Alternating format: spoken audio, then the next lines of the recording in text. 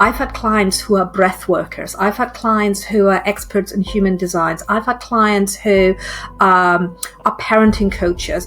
I've had clients, as well as the traditional things such as communication skills, collaboration, empowerment, DI. So it's a huge different range of people who are all beautiful, and they're going into corporates, making a real difference, which is awesome. Welcome, everyone, to another episode of CEO Frequency. I'm super excited to be here today with Miriam Gilbert, our special guest of the day.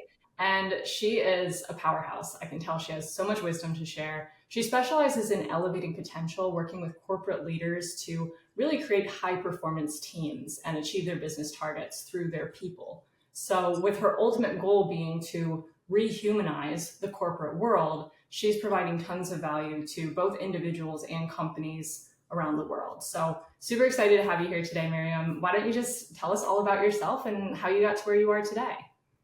Hey, Ali, thank you so much for having me here today. I'm very, very excited about it. And I love talking about my mission, which you mentioned, which is all around rehumanizing work, rehumanizing corporate cultures, because I spent most of my professional career in big corporations. And to be honest, I had good times. I had very good times. And when I didn't have good times anymore, I would move on. I literally just never, I never suffered in any way. But I know that my experience is not the same that everybody else has. And we all know that the moment you mention the word corporate culture, people think of toxicity, and they think about how people are trapped and how employees are treated badly. And of course, that does happen. It's a truth. And yet, I know that I've worked in a lot of big corporations, and I trained as a with PwC, Coopers. So I spend a lot of time in different organizations, and they're all full of good people. Fundamentally, these are good human beings who are just stuck in not so good systems and structures that drive out the humanity. So it's been my passion for a long time to change it and to help leaders in corporates make those changes that actually allows a more human way of interacting with each other, a human way of working, where human potential can flourish. And it's wonderful when you can see that happening in an organization. Absolutely love it. So Yeah. that's my mission. And to do that, I'm a corporate consultant, of course, myself, but I also help coaches, consultants, experts, individuals who would like to work with corporates, because I know I can't change corporate culture by myself all around the world. So I want other people to come and join in and really create that tidal wave of positive change. And it's a very exciting time because big companies are now so much more open to new experiences and to hiring experts in really diverse fields. So I've had clients who are breath workers. I've had clients who are experts in human designs. I've had clients who are parenting coaches. I've had clients, as well as the traditional things such as communication skills, collaboration, empowerment, DI. So it's a huge different range of people who are all beautiful, and they're going into corporates, making a real difference, which is awesome. I love it. Wow, that's amazing. And it's true. I think it sometimes takes just the one right individual to transform a large organization or group of people, because Yeah. each one of us has our own special zone of genius and our own special skills and personality that when we bring that to the table, especially with a company, a larger organization that's full Yeah. of lots of people from all different walks of life, that one person can change the dynamic for the whole organization just with a ripple effect. And I'm sure you've witnessed that many times. Maybe you can speak to some stories around that, what you've witnessed in your work over the years. Yes, absolutely. One of my favorite stories is a corporate team that I worked with, and they had been through a lot. there had been, the team itself wasn't toxic, but the leadership around them was really not good. And they lost 50% of the leaders and then the team as well. So they'd really gone through a hard time. And when I started to do some work with them, it became clear that they didn't need a big restructure. They didn't need, ton loads of training or motivation or anything like that, because they're good humans. They wanted to do a good job. They were just really stuck in a bad situation. So we did some work together, and very quickly this team started to become more engaged, and because they became more engaged, they became happier. We installed some really simple little tweaks of how they communicated with each other. I mean, it's so basic, you know, a dedicated WhatsApp group. I mean, this is how simple it was. And yet it had a huge impact. 3 months later, people told me, oh my gosh, I feel so much more connected to my colleagues now. And I feel like I'm getting heard. And, that's like, wow. And about 8, 9 months after working with them, I'd finished by that time working with them, I got a physical letter from one of the leaders, and he had sent me a physical letter, and there was a little packet of wildflower seeds in there, and he says, our team still continues to flourish. And I was like, oh, that is so sweet. I mean, that really touches me. And those are the kind of results that you can see. And I know this, it's not just me, it's also my clients. One of my recent clients, she's a breath worker, and she works with maternity nurses. And the feedback she gets from these women, mainly women, it's not that many males in the industry, but the feedback she gets from these women who are there when new babies are born, and it can be a very stressful profession, and we all know the medical profession is quite, stressful in many ways. So she helps them manage their stress in much better ways, create better balance through like interventions in their body, in their breath, and so on. And again, the feedback she gets of like, oh my gosh, I now love my job again. It's like, how can you beat it? Yeah, yeah, absolutely. That's so powerful.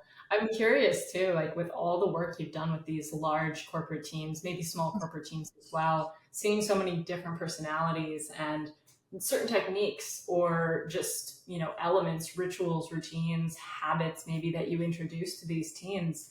What are some of the consistent, like common threads? What are some of the themes you see amongst your clients in terms of what creates a cohesive, high performing, conscientious, and really driven and motivated team within a company? Like, what are those differentiators between a team that is working together really well and producing results versus a team that's maybe more disjointed, maybe a little bit more stressed out, and maybe not producing the results that their company wants to see? Yeah, and ultimately, and this is what I do in all my work, even though I might not say it at the beginning, because sometimes you have to tell people what they want to hear and then give them what they actually need, right? Um, Ultimately, it comes down to, and I don't like the word empower, but I'm going to use it here in a moment, and I'm going to explain why, what I actually mean by that. It comes to empowering the individuals to step into their own potential. What does that mean? It means that they can work to their strength and are not put into a box, like a cookie cutter. This is what you must do. This is how you have to look like, and this is how you have to behave. Of course, they have to fit within frameworks, but that's fine. We as humans do that all the time. That's how we live together in, in towns and cities and villages and all that. So we can do that. We're generally pretty good at this. So, but allowing people to be their individual while also looking of how they can contribute to the greater good. And that's the second part. So you first help the individuals being recognized, being respected as individuals. I find that Sometimes, especially when big consultancies come into an organization to restructure, that kind of respect for the individual human can go out of the window because they become just numbers, and that's not good. So recognizing them, seeing them as an individual, empowering them, and then helping them see how their contribution actually supports a greater good, not just bottom line profits. I mean, don't get me wrong, I love money, I love making money. I think it's nothing wrong about big businesses making a lot of money, but it has to be done in a way that is actually good for humans and the world in the whole. It's not good to be, for example, exploiting others. So when people can see how their work actually feeds into a greater good, it's really powerful. Because they all of a sudden they realize that they can work to their own potential and contribute to a greater good, which means that they start taking initiative, which means that they start thinking of how can we improve something, which means that they start taking responsibility. Because when you treat adults like adults, guess what? Very often they start behaving like adults. um, so those are the kind of things that you start seeing, and then they start coming together and organizing themselves as teams, and that can vary. So even within one organization, not all high performing teams look and behave the same. Some might be naturally competitive, like, sports people, professional athletes are competitive, but that does not necessarily make them toxic in a way. Whereas other teams might be more introverted or more laid back, or be all creative, or whatever it is. And you just respect that different teams have different personalities, and that's fine. That's perfectly fine.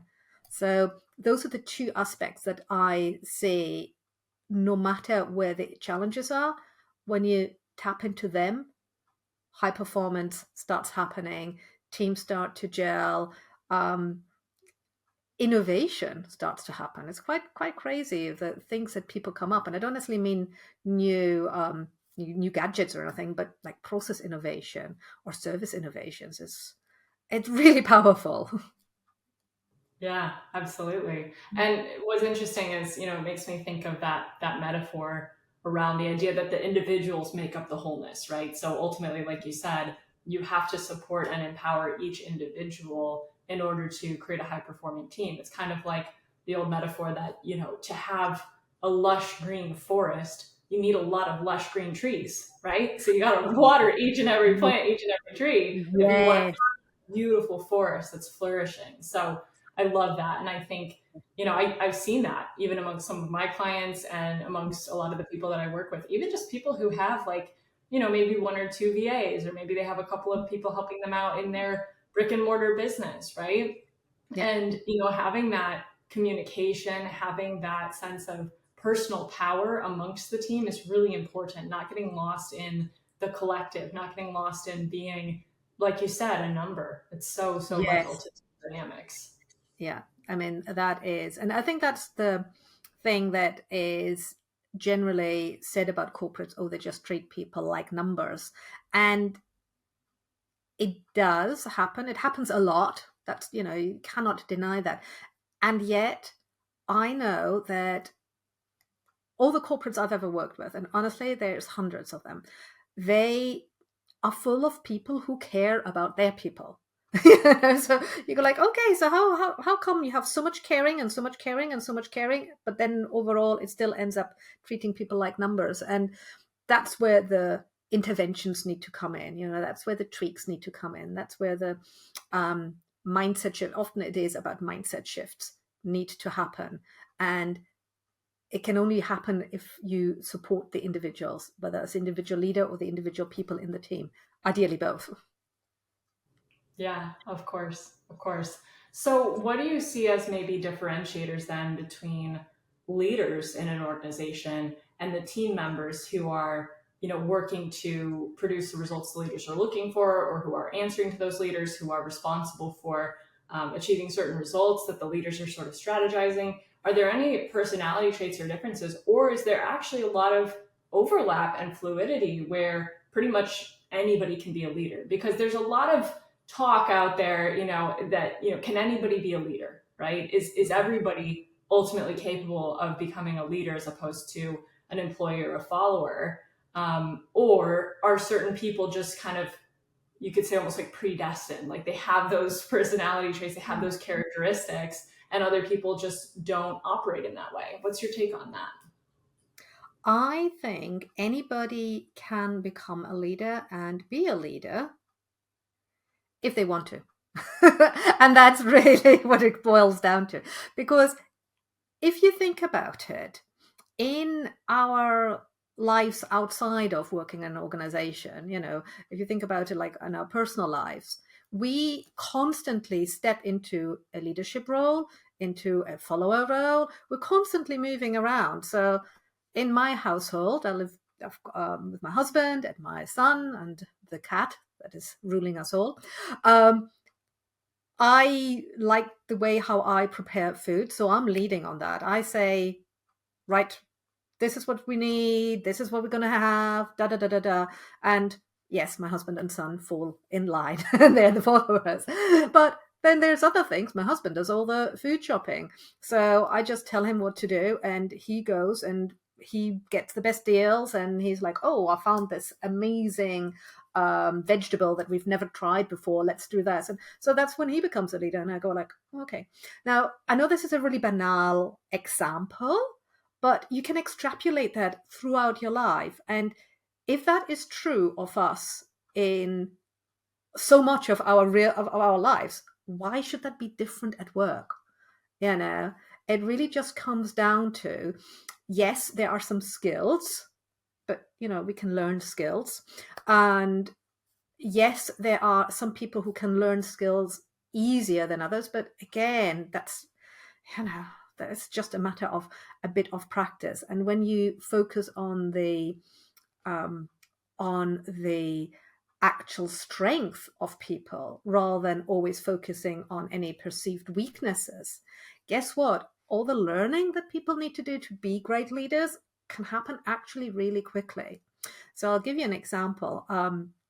I used to be the CFO in a number of companies, and when I say that to people, like, oh, sometimes people say to me, oh, you must know a lot about tax. And I'm like, oh, God, whew, no. That was always a topic that I was like, no, please, please do not.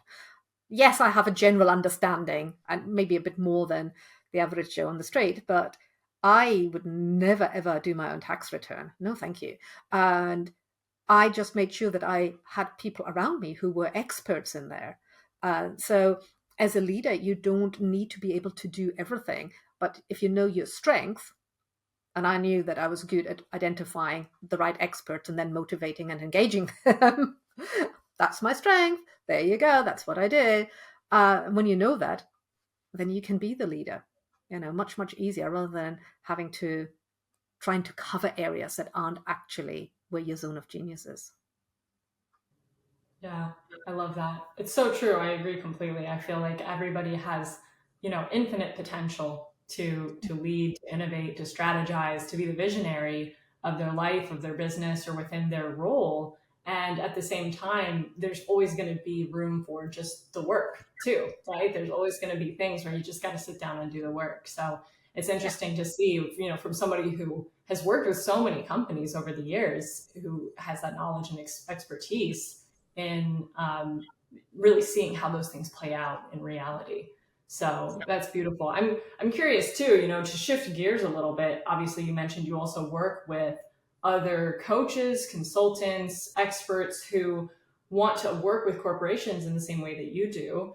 And what's that like? Who are those people, and really how do they find corporate clients the way that you have in your career?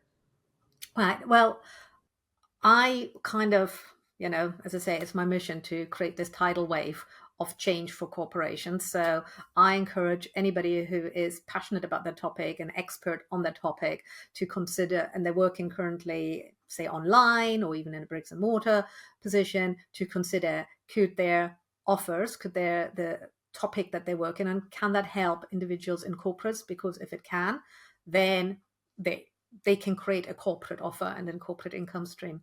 I want that to happen.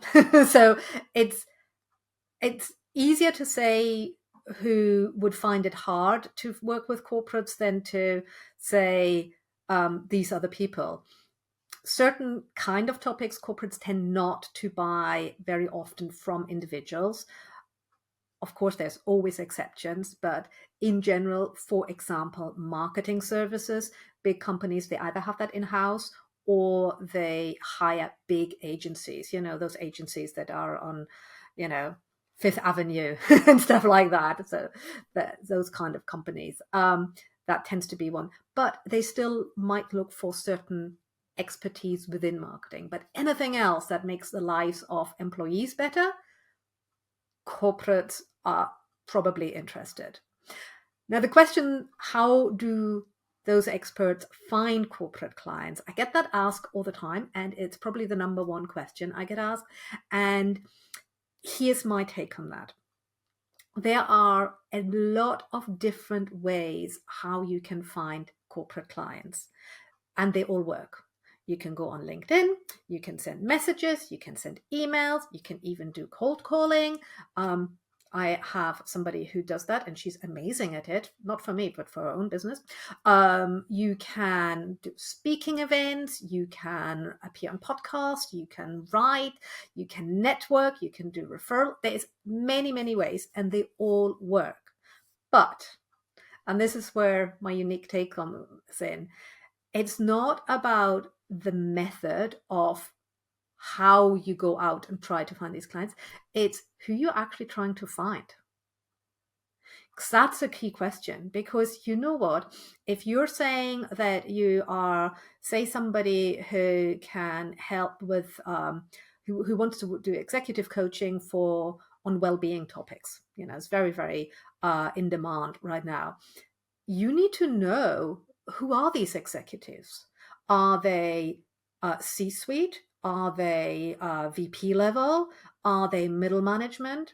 Are they in retail, or are they in tech, or are they in manufacturing?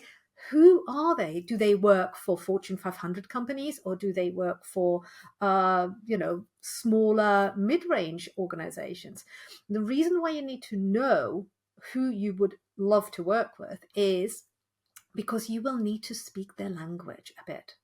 You will do well if you learn a little bit of their jargon. I'm not a huge fan of jargon, but if you can throw a little bit of jargon in, so much easier to sell to them. You need to understand the pressures they're under. You need to understand what's going on in the industry. So you need to spend a bit of time learning around all of this.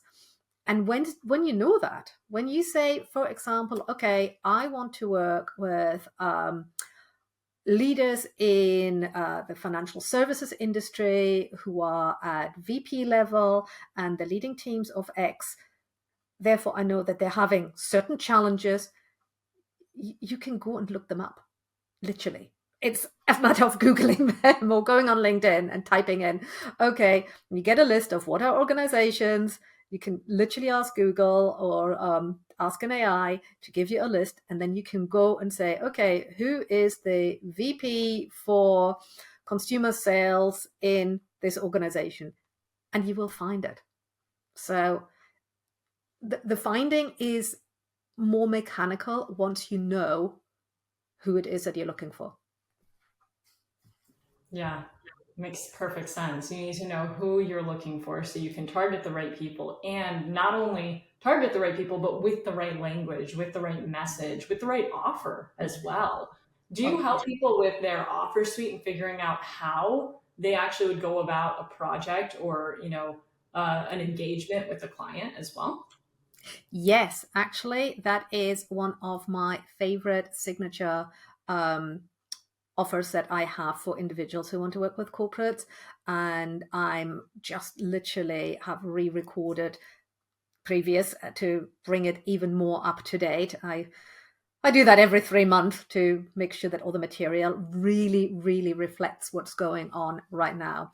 And unlike a lot of offer creation programs, it's very specific for corporates. It's not for online sales. It's not for small businesses. It's very specific, targeted at people who want to work with larger organizations, because they have they have certain sets of requirements, a certain set of boxes that you need to tick. And I'll share one of them with you, because I'm sure your listeners will find that really interesting.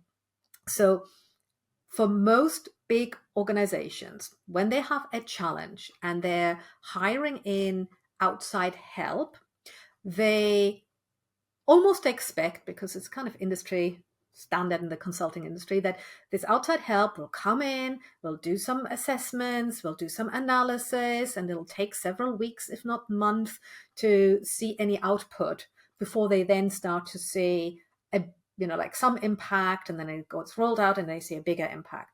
Now, those kind of projects, I've been on both sides. I've been in corporates involved in doing those kind of projects, but I've also been the corporate person on the receiving end. And it's it's a dirty secret that very often these change projects, these interventions don't work very well. In fact, there's reports by McKinsey that going back for the last 20 years, every few years they say like, oh, it's still not working. 70% of these interventions still don't work. And therefore, my offer creation program turns this around. So we actually design the offers for my expert. Let's say you're a well-being practitioner. I will help you design your offer in such a way that your clients get results immediately. And not only does that make it so much easier to sell, because they go like, oh, wow, this person's actually giving me results now, not in 6 months time, but it also means that they hire you again and again and again. So that then really makes the whole marketing and selling your offers so much easier. And because you work with them over time, you can then create bigger and bigger and bigger impacts, which means they refer you and they pass you on to their own network. And that just becomes a beautiful self-fulfilling prophecy type thing. So that's the unique angle of my offer creation program, that it's reverse engineered from giving your clients results so that you get sales results. Nice. Really, really cool. Really cool. I love that you flipped the script because, yeah, I mean, we've all heard those stories of, corporate intervention and how it just Oh, takes forever. And do you actually yeah, see results? And I understand that in larger corporations, certain things can take time, to implement within a large organization amongst so many people. But at the same time, if you have an offer where it's designed in such a way that you are starting with results as opposed to starting with assessment and analysis and research, as long as that's kind of already there on the front end and they know they have a problem that they need to fix, yeah, yeah, go in, fix it, get it done. yeah. I'm also a huge fan of creating, and I call it like organic results inside of the corporates. So again, because I've seen the big programs so many times, and you just have to ask, oh, if they worked, why do they have to be redone every 18 months? Which is kind of normal. That is what happens. I prefer, when I work with a corporate, I prefer to work with a team, and that can be that it tends to be a leadership team of somewhere between, I don't know, 12 to 30 people, who then themselves have 30, 40 people each other. So with, altogether they can be very large teams, but I work with one part, and that then let it ripples through. And the interesting thing that invariably happens, is that these teams start doing really well, and other teams in the organization go like, oh, what's going on over there? What's happening? How are you achieving these results? And it's kind of an organic spreading method that I find just works so much better. And interestingly, it's not slower.